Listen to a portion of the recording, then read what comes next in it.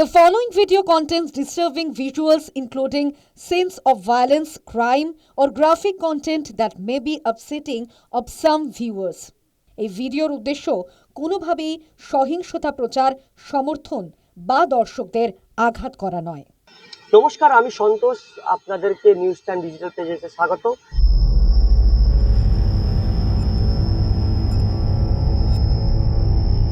ইতিমধ্যে একটি চাঞ্চল্যকর খবর উঠে আসছে যে বিধাননগরে কিডনি পাচার চক্করে হদিশ এবং এই কিডনি পাচারের মামলায় একজন বিধাননগর দক্ষিণ থানা পুলিশ থানার একজন সিভিক ভলেন্টিয়ার জড়িত আছেন।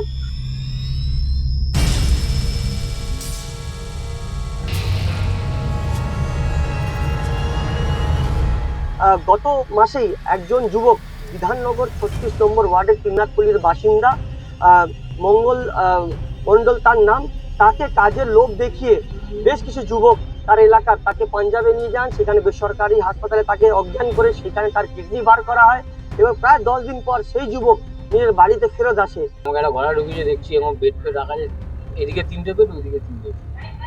এবার কি একটা দিল মুখে, আমার আর বুঝ নেই। মোটামুটি 8টা সাড়ে 8টা বাজে আমি সন্ধ্যে 8:30 হবে, এখন ঘুমিয়ে যখন নিউজ এসছে তখন দেখি স্যার মুখে পাইপ ঢোকানো। ঠিক আছে, এইখানটায় ব্যথা করছে। আমরা ঘাপ করে হাত দিয়ে দেখছি এখানে এত বড় ঠিক। প্রথম ওই ছেলেটা আমিও জানি না, 2-3টে 4-5টা ডাক্তার ছিল। ওরা আমাকে ওখানে আবার কি মুখে দিলাম, জল চেয়েছিলাম, মুখে পাইপটা ঢুকছি তো গা পা গুলাচ্ছিল, জল চেয়েছিলাম। আবার মুখে একটা সিসি থেকে ভেঙে কি থেকে দিতে এখানটা জলে। আবার 2-3 ঘন্টা আমি যে আকাশগুলো ছেলেরা অ্যাম্বুলেন্স নিয়ে আসলো, আমাকে টেচারে করে নিয়ে অ্যাম্বুলেন্সে রাখলো। তো বাইরে নিয়ে গেলো, সেলাইন চলছিল হাতে। তো বাইরে নিয়ে দুজন রাখলো, তখন জিজ্ঞাসা করলাম ওকে পরে। ও যখন আমার জন্য জুস ফুস নিয়ে আসছে, আমি দাদা তুমি এসবগুলো নিয়ে আসছো, আমার তো খিদে পাচ্ছে, আমি কী খাবো? ওই তোমার লিভার কি? আমি দাদা এটা কী হয়েছে? বলছি তোমার এরকম একটা কিডনি বার করে নিয়ে যায়।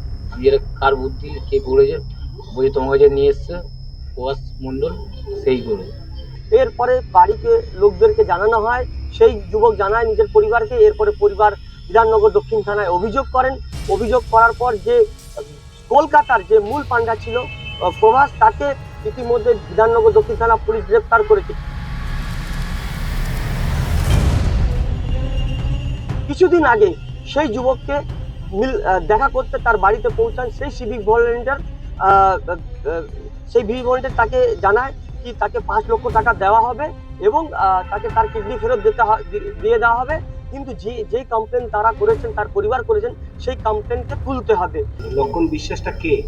আমাদের পাড়ারই ছেলে। কি করে ও এখন তো শুনছি ও সিভিল পুলিশ বলছে সবাই, আমি তো জানি না, আমি তো এখানে থাকি না। আমি তো এইসব খবর শুনে, মায়ের শরীর খারাপ এসব শুনেই এসেছি, তারপরে এসে এরকম দেখছি।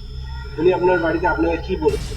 উনি বলে গেছেন যে থানায় ডায়েরি টাইরি করে কিছু হবে না, ওরা 5-6 লাখ টাকা দিলে ও জামিন পেয়ে যাবে, আর হচ্ছে আমি ব্যবস্থা করবো তোর কিডনিটা যাতে ফিরে পাওয়া যায়, আর হচ্ছে তুই সারা জীবন বসে খেতে পারিস, সেই টাকার ব্যবস্থা আমি ওর সাথে কথা বলে তোকে পাইয়ে দেবো। ওর সাথে বলতে কার সাথে কথা বলছেন? প্রভাস মণ্ডলের সাথে।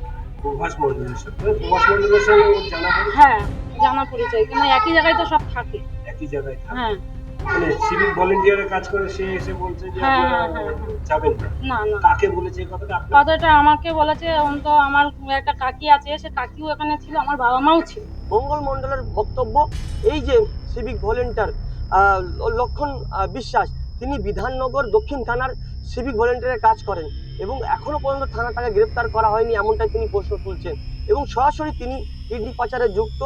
এবং তিনি জানাচ্ছেন কি এই সমস্ত বিষয় বিধাননগরের যিনি বিধায়ক সাদত মুখোপাধ্যায় এবং স্বাস্থ্যমন্ত্রী, তাকে জানানো হয়েছে। স্বাস্থ্যমন্ত্রী তাকে নিয়ে বিধাননগর যে হাসপাতাল সেখানে ভর্তি করেছিলেন, তার ট্রিটমেন্ট চলছিল এখানে, তারপরে তাকে ছেড়ে দেওয়া হয়েছে ওইখান থেকে এবং ইতিমধ্যে তিনি বাড়িতে বসে আছেন এবং তিনি জানাচ্ছেন যে একজন সিভিক ভলেন্টিয়ার এখনো পর্যন্ত ছাড়া কেন পেয়ে আছে এবং তাকে গ্রেপ্তার করা হয়নি কেন।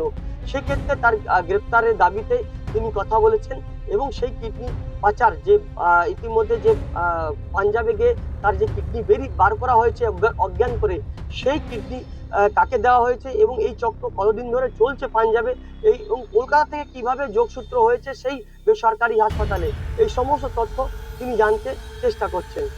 বিধাননগর থেকে সন্তোষ ঠাকুর, নিউজ টাইম বাংলা।